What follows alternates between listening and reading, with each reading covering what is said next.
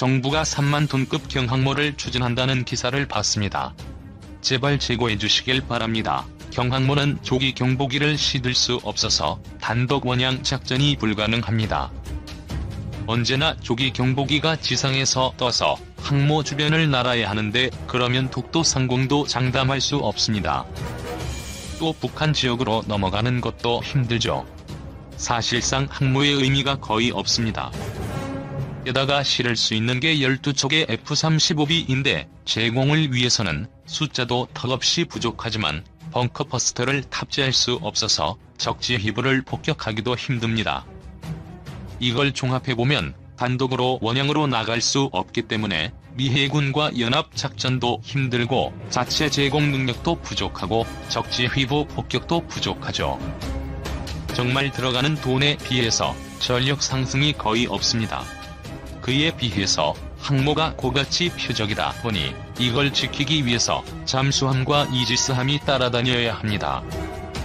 오히려 전력 상승이 아니라 전력 하강이 올 수도 있습니다. 또 가격도 배 비용만 2조, 배에 들어가는 무장 1조 정도, F-35B 20대 3조 이상. 이러면 6조 정도이고 유지비는 F-35이고 수직 이착륙기라서 꽤 많이 들어갈 겁니다. 요즘 레이시온사의 최신 이지스함 레이더는 F-35를 탐지한다고 합니다. 이걸 우리한테 팔겠다고 했다고 합니다. 그러니 신형 이지스함에 레이시온사의 신형 이지스 레이더를 장착해야 합니다. 그리고 항공모함을 7만 톤급 풀항모로 가야 합니다. 가격은 5.4조입니다. 함재기는 30에서 40대의 조기 경보기를 실을 수 있습니다. 여기에 함재기를 지금 만들고 있는 국산 전투기인 KF-X를 개량해서 넣는 겁니다. 풀항모는 캐터필터가 달려서 수직이 착륙기가 필요 없습니다. 그러니 KF-X를 좀 개량하면 충분히 가능합니다. 그러면 유지비가 싸지고 도입 비용도 3만 톤급에 비해서 그리 크지 않을 겁니다. 레이시온 이지스함과 KF-X 풀항모가 있으면 독도에서 일본과 대치했을 때 F-35B를 운영하는 일본 경항모 4척을 모두 격파할 수 있다고 봅니다. F-35B는 이지스 레이더에 걸리고 우리는 조기 경보기가 있어서 적이 함대와 함재기가 어디 있는지 먼저 확인할 수 있죠. 게다가 32대의 KF-X는 F-35B보다는 비행 성능이 좋을 겁니다. 만약 부족하다면 8대 정도의 F-35C를 섞어서 편제해도 확실히 제공을 장악할 수 있죠. 상대 함재기를 제거할 수 있다면 상대 함대도 제거할 수 있습니다. 이걸 모두 종합해보면 2.5조 정도의 초기 비용만 더 들이면 동해를 완전히 장악하고 대양으로 진출해서 어느 해역이든 작전할 수 함대를 가질 수 있습니다. 게다가 유지 비용도 적기 때문에 멀리 보면 결코 돈이 더 들어가는 게 아니라고 봅니다. 근데 지금 3만 톤급 F-35B로 가면 돈도 비싸고 유지비도 많이 들고 실제 전력에도 도움이 안 되는 애물단지로 전락할 수 있습니다.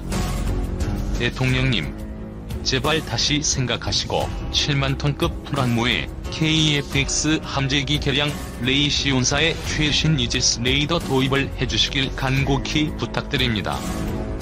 이지스 레이더는 한화도 잘 만들고 있으니 레이시온만큼 잘 만들 수 있는지 한번 보는 것도 좋습니다. 다만 지금 성능이 안 되면 어쩔 수 없는 거고요. 저는 지금 결정이 앞으로 40년간 우리나라 해군력을 결정할 거라고 봅니다. 그리고 40년간 독도나 중국에서 무슨 일이 일어날지 알 수 없습니다. 최근 국방 분야에서 가장 뜨거운 이슈는 단연 항공모함이다. 국방부가 8월 국방중기 계획을 발표하면서 그동안 다목적 대형 수송함 도입 사업이라는 이름으로 진행되던 사업을 경항공모함 도입 사업으로 개칭했고 이 항모의 대략적 재원과 개념에 대해 처음으로 공식 입장을 밝혔기 때문이다. 일부 매체는 이번 경항모 도입 사업 발표에 문재인 대통령의 의지가 강하게 작용했다고 전하고 있다.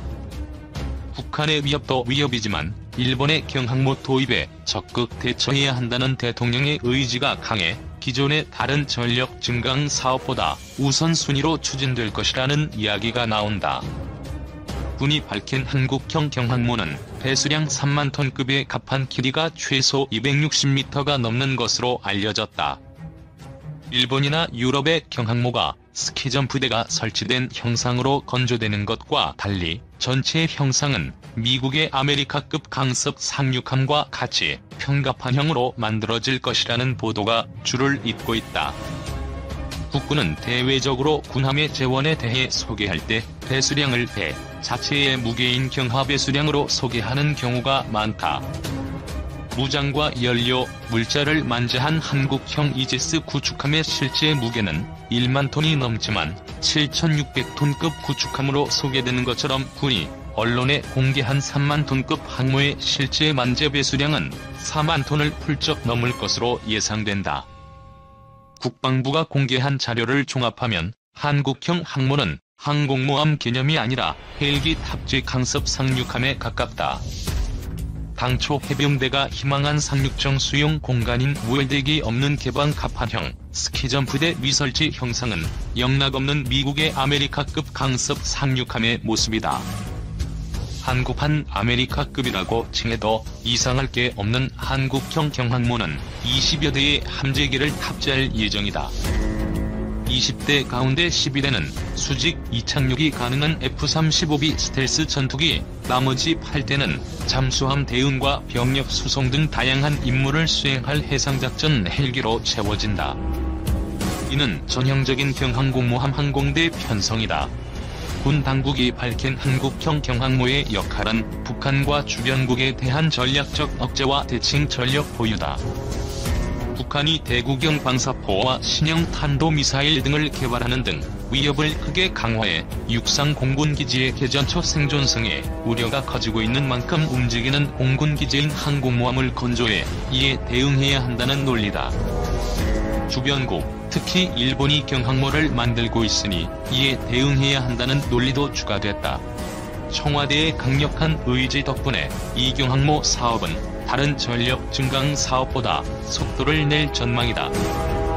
내년부터 설계 작업에 들어가 늦어도 2030년까지 진수하는 게 목표다. 이 정도 덩치의 항공모함을 건조하는 데 2에서 3년 정도가 소요되는 것을 감안하면 5에서 6년 안에 개념 설계와 상세 설계, 기술 검증을 모두 마치고 건조에 착수하는 전광석화 같은 일정이다.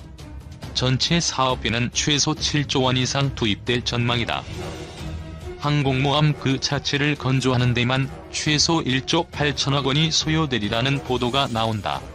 덩치와 기능, 형상 모든 면에서 가장 유사한 미국의 아메리카급이 한 척에 34억 달러다. 2015년 해군의 차세대 첨단함정 건조 가능성 검토 보고서에서 추정한 가격은 3조 1,500억 원 수준이었다. 군에서 흘러나온 것으로 보이는 건조 비용 1조 8천억 원은 지나치게 낮아 전문가들을 어리둥절하게 만들고 있다. 선체 획득에 약 2조 원의 비용이 든다면 함재기 도입에는 최소 5조 원 이상이 든다. 해군이 함재 전투기 후보로 점찍은 F-35B는 F-35 계열 기종 가운데 획득비는 물론 운영 유지비가 가장 비싸다. 20대를 도입하려면 기체와 무장, 스페어 파츠 등을 모두 포함한 프로그램 코스트 기준으로 최소 4조 원을 잡아야 한다. 여기에 8대의 해상작전 헬기를 사려면 최소 1조 원이 필요하다. 항모 운영을 위한 병력 확보와 제반 지원 시설 설치 비용을 고려하면 전체 비용은 7조 원을 가볍게 넘어간다. 국방부의 발표 직후 한국형 경항모는 논란에 휩싸였다. 항모 도입을 찬성하는 여론이 적지 않으나 왜 경항모를 도입해야 하느냐는 비판 여론이 쇄도했다. 과거 김영삼 대통령이 항모 도입을 거론할 때까지만 하더라도 국민들은 항공모함이라고 하면 그저 비행기 싣고 다니는 큰 배라고 인식했지만 이제는 경항모와 대형항모가 각각 어떤 기능을 하고 어떤 차이가 있는지 이야기할 수 있는 사람이 많아졌다. 그렇다면 국방부가 발표한 한국형 항공모함의 문제점이 도대체 무엇이고, 전문가들은 왜 경항모를 할 바에는 안 하는 것이 낫다고 비판하는 것일까? 이 문제를 이해하려면 경항모라는 것이 무엇인지부터 정확히 알고 넘어가야 한다. 일찍이 손문은 손자병법에서 병법의 기본 중 하나로 지피지기를 강조했다. 싸우려면 적은 물론 나를 알아야 한다는 의미다. 제 아무리 좋은 무기를 손에 쥐어준들 적이 누구이고 어떤 전력으로 어떻게 싸울 것인지 모르면 100번 싸워 100번 위태롭고, 아무리 좋은 무기가 손에 있다 한들 그 무기를 어떻게 쓸 줄을 모른다면 싸울 수조차 없다. 항모도 마찬가지다. 군은 북한과 주변국의 위협에 맞서 경항모를 갖겠다고 천명했다. 그렇다면 군은 경항모라는 물건이 도대체 무엇이라고 생각하고 그것을 가지려는 것일까? 2015년 차세대 첨단함정 건조 가능성 검토라는 명칭의 국방부 연구과제에 연구원으로 참여해 한국형 항모가 왜 필요한지, 북한과 주변국의 위협 수준과 최소 요구 성능, 미래의 임무와 작전 수행 형태에 대한 연구를 담당한 필자가 연구과제 진행 당시 군정책 결정론자들과 회의하며 얻은 결론은 군이 잘 모른다는 것이었다. 군은 경항모가 무엇인지, 심지어 자신들이 함재기로 구매하려는 F-35B가 통상형 항모 탑재 전투기인 F-35C와 어떤 점이 다르고 어떤 한계가 있는지, 함재기 이착함 방식에 따라 작전 능력이 어떤 차이가 있는지 거의 알지 못해 연구에 참가한 민간인 연구원들을 놀라게 했다. 즉, 경항모라는 물건이 무엇인지도 모르면서 7조 원이 넘는 돈을 들여 그것을 가지려 한다는 것이다. 1982년 포클랜드 전쟁에서 위력을 발휘하며 한때 전 세계적 유행으로 번진 경항공모함은 제2차 세계대전 당시 독일의 잠수함 공격으로부터 대서양 수송선단을 지키기 위해 만들어진 호위 항공모함에서 발전한 제해함에 그 뿌리를 두고 있다. 제해함 개념은 소련의 수중함대 팽창에 따라 정규 항모를 보조하는 해상 항공 플랫폼으로 미 해군 엘모 주머할트 제독이 제안한 개념이다. 소련의 잠수함 또는 수상함대로부터 해상교통로를 지키기 위해 수직 이착륙 소형 전투기와 해상작전 헬기를 10에서 20여 대 탑재하는 염가형 소형 항공모함이 바로 제해함이다. 대형 항공모함에서 운용되는 함재기는 사출기의 도움을 받을 수 있기에 이륙 중량이 20에서 30톤에 달했고 500km 넘는 전투 행동 반경과 3에서 5톤 이상의 무장 탑재량을 가졌지만, 제해함에서 발진하는 함재기는 자체 주력으로 떠올라야 하기에 200에서 300km의 전투 행동 반경과 1톤 미만의 무장 탑재량을 가졌다. 항속 거리와 무장 탑재 능력이 매우 제한됐기 때문에 제해함이 할 수 있는 일은 함대의 해상 전투를 보조해 방공 임무를 수행하거나 근처의 적함을 공격하는 정도로 국한됐다. 포클랜드 전쟁에서 경항모가 대활약한 것은 전쟁 기간 내내 대부분의 전투가 해상에서 이루어졌기 때문이다. 이후 스페인과 이탈리아 등이 경항모를 도입했는데, 스페인의 프린시페 데 아스투리아스나 이탈리아의 주세페 가리발디 같은 경항모는 철저하게 제해함 성격으로 운용됐다.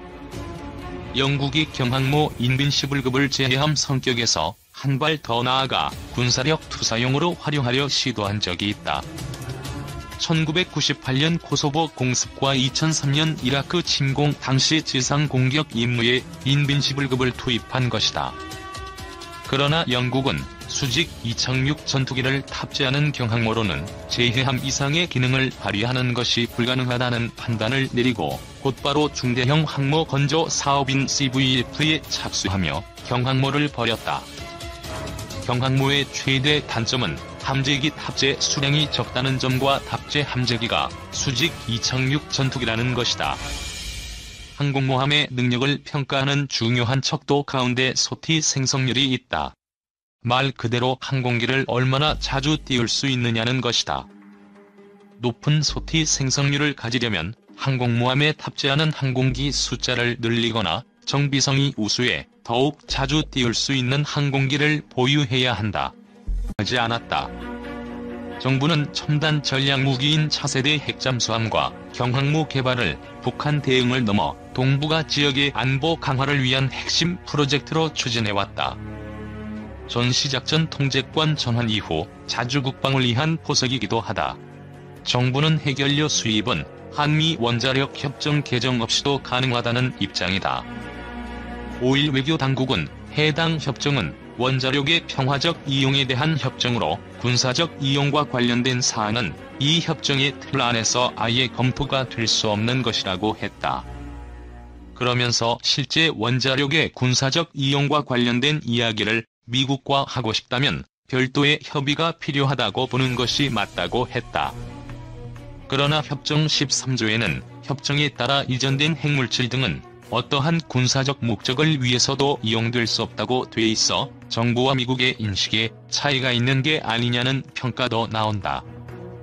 원자력 협정 등에 따라 한국이 자체적인 우라늄 농축을 통한 원료 확보가 쉽지 않은 만큼 미국으로부터 핵연료를 공급받지도 못한다면 핵잠수함 개발에 걸림돌이 될 수 있다는 지적이 나온다. 정부는 잠수함 연료를 보유한 유럽 국가들로부터 이를 공급받는 방안도 염두에 두었던 것으로 전해졌지만 이들 국가도 핵연료 수출, 이전을 엄격하게 제한하고 있다. 결국 미국과의 협상을 통해 풀어내야 할 숙제인 셈이다. 다만 미국 국내법상 농축우라늄 제공이 어렵다는 관측도 있다.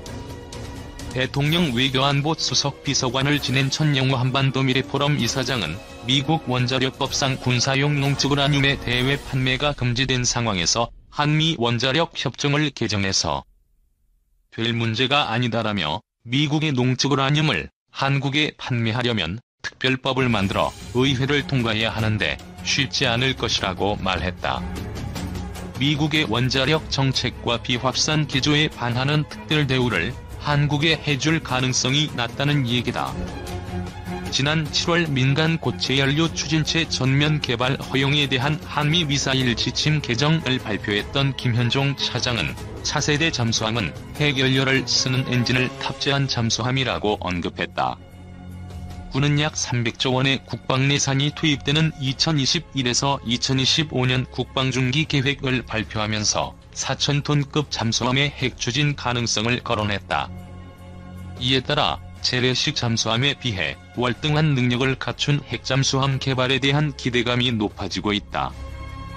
현재 전 세계적으로 핵잠수함을 보유하고 있거나 보유 단계에 있는 나라는 미국, 러시아, 영국, 프랑스, 중국, 인도, 브라질 등 7개국이다. 이 중 브라질은 핵잠수함 개발 완료 단계에 있다. 브라질을 제외한 나머지 6개국의 공통점은 핵무기 보유국이란 점이다. 핵무기 보유국이 핵잠수함을 만드는 데 유리한 이유는 핵잠수함 연료로 쓰이는 무기급 고농축 우라늄을 갖고 있기 때문이다. 핵연료 밀도가 높은 고농축 우라늄을 한번 연료로 넣으면 추가 연료 투입 없이 수십 년간 잠수함을 사용할 수 있다. 사실상 잠수함이 퇴역할 때까지 연료를 넣을 필요가 없는 셈이다. 물론 모든 핵잠수함이 고농축 우라늄을 사용하는 건 아니다. 프랑스는 20% 이하 저농축 우라늄을 핵연료로 사용하는 바라쿠다급 핵잠수함을 개발했다. 프랑스와 기술 협력을 통해 핵잠수함을 개발하는 브라질 역시 저농축 우라늄을 사용하는 핵잠수함을 개발하고 있다. 저농축 우라늄은 연료 효율이 떨어지기 때문에 핵잠수함 크기에 제한이 생긴다는 단점이 있다. 또 약 7년에서 10년에 한 번 정도 연료를 주입해야 한다. 공간이 좁은 잠수함에 핵연료를 주입하려면 잠수함을 자르고 넣어야 해 비용도 많이 들고 번거롭다. 우리나라는 이미 핵잠수함 개발에 필요한 기술을 모두 갖추고 있다. 잠수함 설계 및 건조 능력도 있고 특수 철광 기술도 있으며 소형 원자로 기술도 충분히 축적했다. 하지만 현실적으로 우리나라가 고농축 우라늄을 사용하는 건 불가능에 가깝다. 따라서 많은 전문가는 프랑스의 바라쿠다급 잠수함과 같은 저농축 우라늄을 사용한 핵잠수함이 가장 가능성이 높다고 평가한다. 핵잠수함 건조 비용은 척당 1조 6천억 원 정도로 추정된다. 이처럼 한국형 핵잠수함 개발에 있어 가장 큰 걸림돌은 기술이 아닌 정치적 이해관계다. 우리나라는 미국과 원자력 연료 공급 및 이용에 관한 내용을 담고 있는 한미원자력 협정을 체결했다. 2015년 체결된 한미원자력 협정 개정안에 따르면 20% 농축된 미국산 우라늄을 사용할 수 있지만 군사적 목적 사용은 불가하다. 한국형 핵잠수함을 개발하려면 잠수함 핵연료의 경우 협정 적용을 받지 않는다고 미국을 설득해야 하지만 미국이 동의할지는 미지수다. 우리나라는 오래전부터 핵잠수함 개발에 뛰어들었다. 2003년 당시 노무현 대통령은 해군의 핵잠수함 건조 프로젝트인 362사업을 통해 비밀리에 핵잠수함을 개발했다. 하지만 2004년 국제원자력기구가 한국원자력연구원의 우라늄 농축 비밀 실험에 대한 사찰을 통보하며 결국 무산됐다. 문재인 대통령은 취임 전인 2017년 대선 후보 초청 토론회에서 한미원자력 협정 개정을 통한 핵잠수함 도입을 언급하기도 했다.